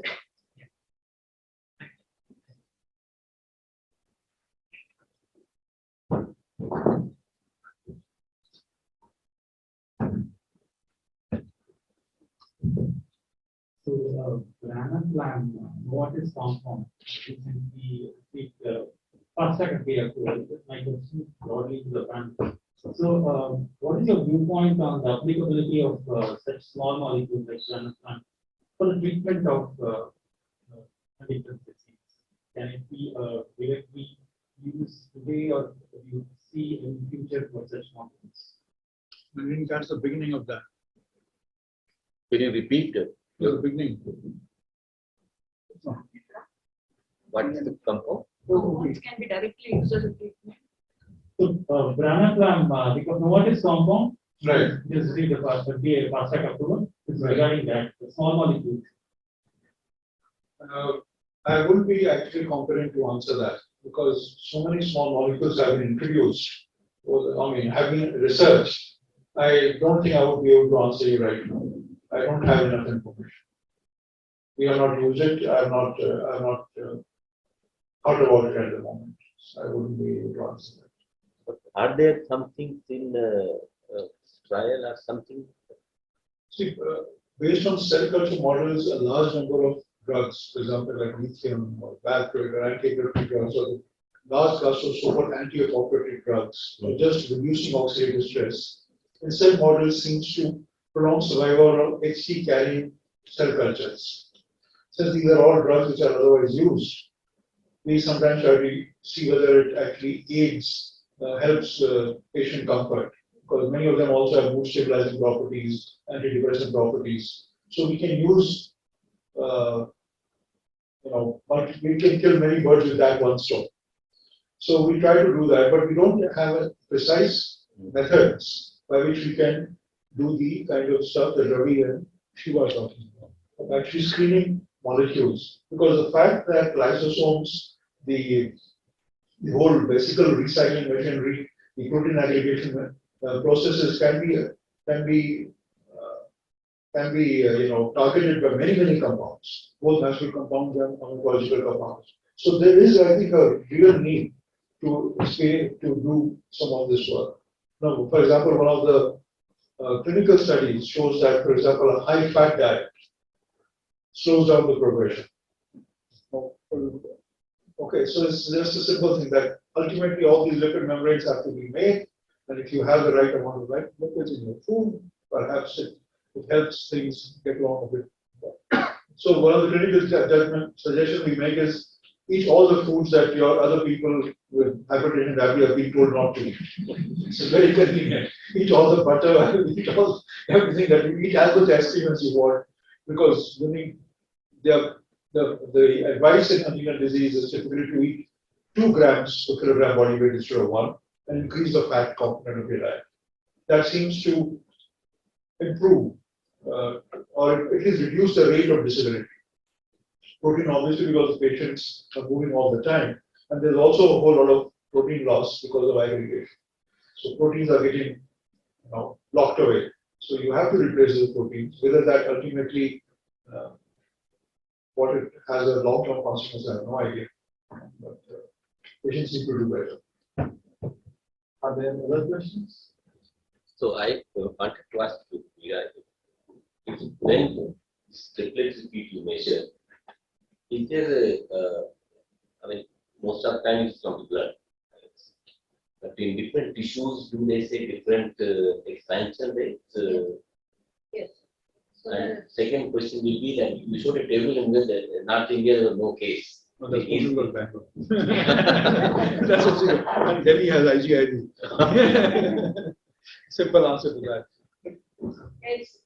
That's just a geographical convenience of patients to come. So, yeah, the other thing that raised, yes, there is variation across different tissues, that different parts of the brain and autopsy brains of HC, they've seen that there are different repeats. So the other, for example, like when I mentioned that there are the repeats with low penetrance, we are also seeing symptoms. So one can imagine that in these patients with the brain, they're probably having crossed the pathogenic threshold. So there is definitely somatic processes because it's not only at meiosis and every mitosis, these repeats are unstable. So there is going to be a spread of repeats. And in fact, when you see the PCR, you don't get one peak, you get a stutter. So that stutter is because DNA polymerase, whether it's in the tube or in the cell, is not able to handle these repeats very efficiently. So what we have initiated is to also do nanopore sequencing to actually sequence one molecule so that will help us to phase these SNPs and also know actually what is the repeat. Because what we are having now is a statistical average of what the repeat is. We also can recalculate the cell culture rates. Yes. So we have grown LCLs with patient-derived LCL. We found that if the repeat is around 44 or so, then over several generations it's kind of maintained. But if it's a higher repeat size, in the 60s, we found that there is the more slippage and you start getting second and third peaks. So the clones of cells with much higher repeats get created over time. And that also happens in neuronal cell cultures and things like that. When you have a very large repeat, it's not stable. So over generations, it will create different clones. So we have one more question. So my question is so through your study, you have shown that the number of repeats is associated with the onset of the disease, the age of onset. So juvenile patients have larger number of repeats. If there is an association of the number of repeats with the clinical symptoms like morbid and cognitive and psychiatric.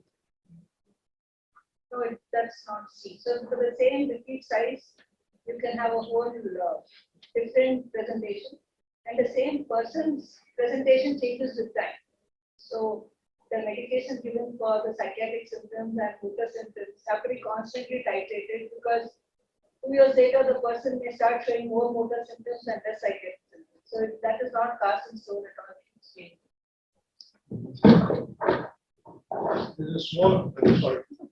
There's a small rider to that because typically Huntington's disease is seen by neurologists and they mark the date of onset, the age at onset as the appearance of the chorea.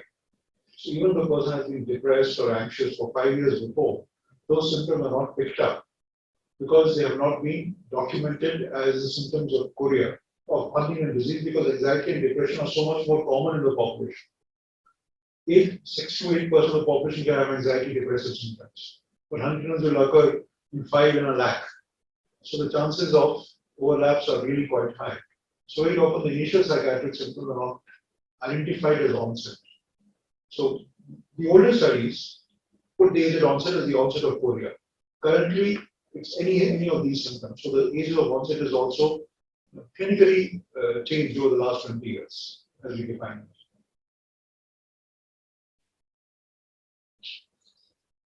I can shout. Sorry, but then Ravi cannot be ready. Sorry, yeah. I guess I walked in a bit late, so some part of my question may be, because I missed some of the conversation. But what I'm gathering is that here's a ubiquitously expressed protein, which seems to have in the same genetic mutation background, seems to be generating different lengths of poly-Q aggregates in different cells. And then that itself doesn't seem to correlate with the phenotype, is what I'm gathering. So I'm just wondering, in the way we approach studying the disease or looking at interventions, it seems to be a very aggregate-centric approach, right? How do you get rid of the aggregates and how do they then alleviate symptoms? Or we put these in, so for example, in the seats in the PDF cells, and then see how those aggregates then give you a phenotype that you can use to say screen something, look for improvements in behavior. I just wonder, given all of this difference in, in follicle repeats and the phenotypes you see and the fact that it changes over time, is that the right approach? Do you think are we on the right track? I guess it's a bit of a provocative question. I'm just wondering, listening to this discussion, whether Keep the focus on aggregates. yeah, the focus on aggregates and So it's, I mean, discussions here has been aggregate focused, but that's not been the only approach. So, for instance, in let's say Alzheimer's, there's a lot of discussion on whether the aggregates are good in fact, whether these proteins which are harmful and sticky to the cell are kind of getting segregated and clumped in one corner, and that's actually good for the cell. So the soluble, so in Huntington, what happens is there is a caspase cleavage that takes place, and there's a part of the protein which also contains the repeat is what gets produced in large quantities in a patient, and so that is soluble. It does not necessarily become an aggregate. So there is a lot of also an effort to see whether you keep that soluble, whether that helps. So it's not that aggregates are considered to be the only thing that everybody is targeting. People are looking at other approaches. So oxidative stress is a big thing. The mitochondrial biogenesis, and that has been another area of work. So there have been many different approaches to look at the same stuff. But this is a very obvious phenotype, the cellular phenotype that you can study, because finally, if you want to try out any drug, you need a phenotype that you can monitor. And this has been a convenient phenotype in that sense. But it does clog up the system of, because Huntington is supposed to be also responsible for protein transport, the very large RNA that is produced, whether it titrates away some of the ribosomal protein. So even though it's been known for so long, people are still speculating, could be this, could be that. So we still don't know. yeah. So it's an open question.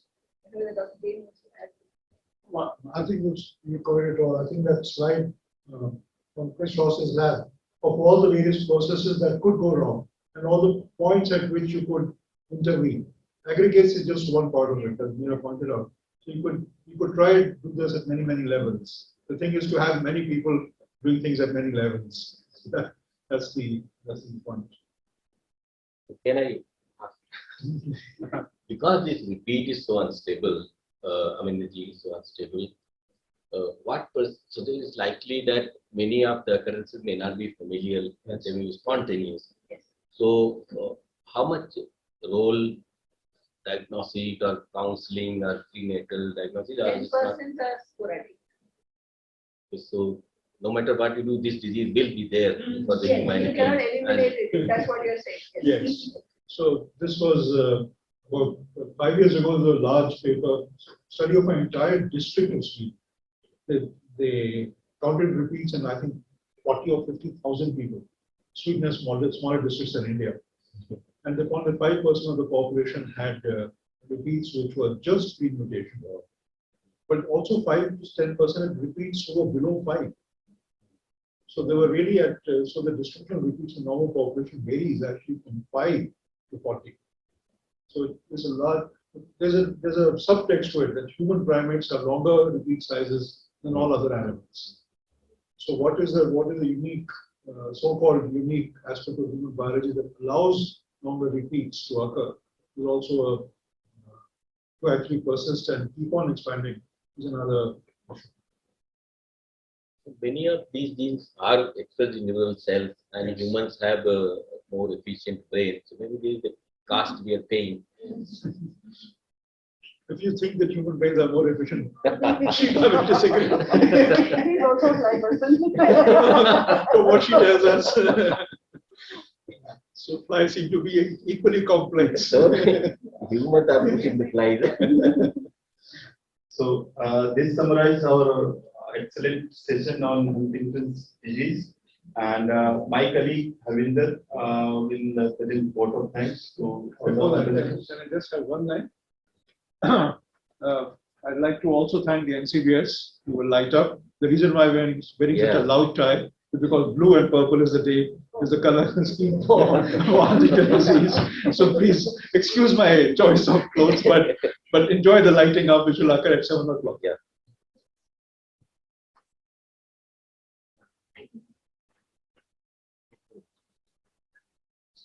Good evening, everyone. On behalf of Tata Institute for Genetics and Society. Good evening, everyone. On behalf of Tata Institute for Genetics and Society and Bangalore Life Science Cluster, including INSEM, NCBS, and CCAP, I feel privileged to extend the vote of thanks for making this event, Huntington disease from bedside to bench and back, a successful event. We have had 3 wonderful talks this afternoon, which have definitely increased our understanding towards the disease. We are inducted to our speakers, Dr. Meera Purushottam from National Institute for Mental Health and Neurosciences, NIMHANS, Dr. Shiva Vasu, and Dr. Ravi Majidhya from Jawaharlal Nehru Center for Advanced Scientific Research, JNCASR, for enlightening us from clinical aspects to the basic understanding of the disease. They have enlightened us for the disease progression as well as the autophagy modulation in Huntington disease. It is wonderful to note the extensive work that has been done by NIMHANS with several collaborators on the disease over the years.